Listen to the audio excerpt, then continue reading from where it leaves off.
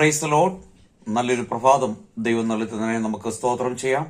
രാവിലെ സമയത്ത് ദൈവത്തിന്റെ പരിശുദ്ധാത്മാവ് നമുക്ക് നൽകുന്ന ആലോചന 5-ാം സങ്കീർത്തനം 3-ാം വാക്യം.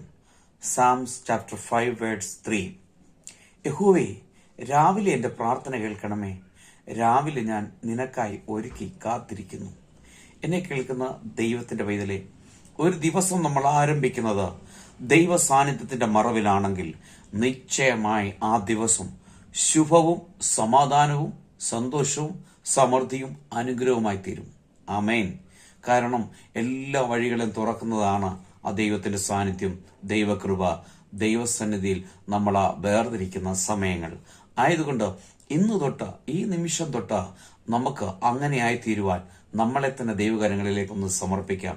നിശ്ചയമാണ് നമ്മുടെ ആവശ്യങ്ങളും ഭാരങ്ങളും ഓരോ ദിവസവും നമ്മൾ ദൈവസ്ഥനിൽ പകരുമ്പോൾ ദൈവം അതിനേറ്റ വഴികളെ തുറന്ന് നമ്മളെ മാനിച്ചനുഗ്രഹിക്കുവാൻ സർവശക്തന. നല്ല കർത്താവെ, നന്ദിയോടെ സ്തുതിക്കുന്നു, സ്തോത്രം ചെയ്യുന്നു.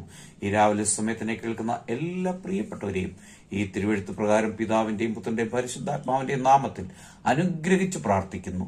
പ്രാർത്ഥന ഘടനായി സ്തോത്രം, യേശുവിന്റെ നാമത്തിൽ പിതാവേ, ആമേൻ.